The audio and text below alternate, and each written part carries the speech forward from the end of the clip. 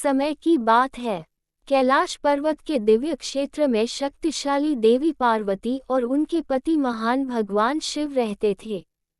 एक दिन पार्वती स्नान की तैयारी कर रही थी और उन्होंने महसूस किया कि उन्हें अपने कक्षों के प्रवेश द्वार की रखवाली के लिए किसी की आवश्यकता है।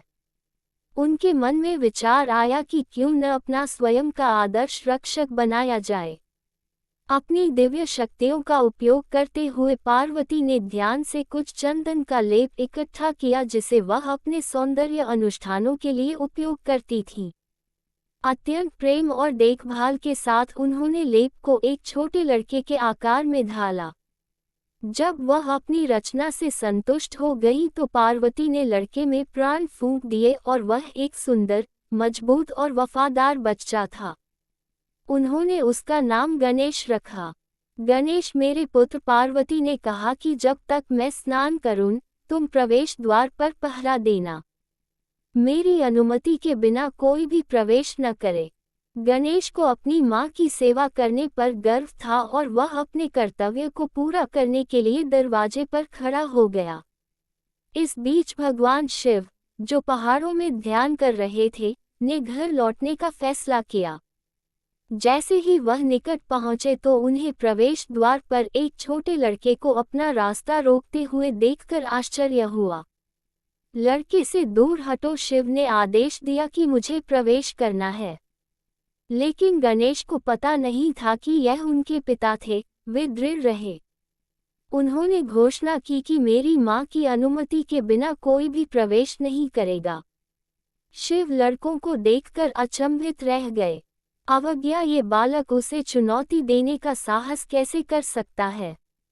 गणेश को समझाने के उसके प्रयासों के बावजूद बालक अडिग रहा और उसे जाने नहीं दिया।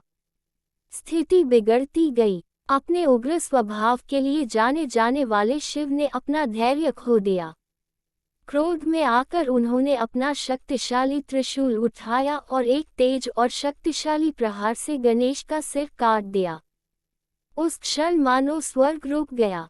पार्वती ने शोर सुनकर बाहर दौड़ी और देखा कि उसका प्रिय पुत्र मृत पड़ा है।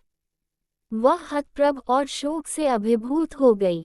उसका दुख क्रोध में बदल गया और पूरा ब्रह्मांड उसके क्रोध से कांप उठा। उसने मांग की कि शिव उनके पुत्र को तुरंत लौटा दे।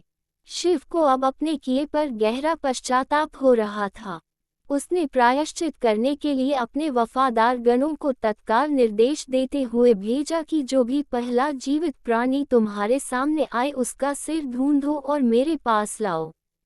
गणों ने दूर दूर तक खोज की, जब तक कि उन्हें जंगल में आराम कर रहे एक बुद्धिमान और सौम्य हाथी के पास नहीं पहुंचे। वे उसका सिर लेकर लौटे और शिव ने उसे गणेश के मृत शरीर पर रख दिया। अपने हाथ की एक लहर और दिव्य ऊर्जा के स्पर्श से गणेश पुनर्जीवित हो गए। पार्वती के दुख के आंसू खुशी के आंसुओं में बदल गए जब उन्होंने गणेश को गले लगाया। उसके बेटे ने अब एक हाथी का सिर धारण किया। पश्चाताप से भरे शिव ने गणेश को आशीर्वाद दिया और घोषणा की कि इस दिन से आपको बाधाओं को दूर करने वाले और शुरुआत के देवता के रूप में जाना जाएगा। किसी भी नए उद्यम से पहले लोग आपका नाम लेंगे। आपका आशीर्वाद उनकी सफलता सुनिश्चित करेगा और इस तरह गणेश अपने नए हाथी के सिर और अपनी हर्षित बुद्धिमान आत्मा के साथ स्वर्ग और पृथ्वी पर सबसे प्रिय देवताओं में से एक बन गए, जो उन सभी के द्वारा प्रिय है जो उनका मार्गदर्शन और संरक्षण चाहते हैं। उनकी कहानी हमें प्रेम, क्षमा की शक्ति और हमारे भाग्य को आकार देने वाले दिव्य रहस्य की याद दिलाती रहती है।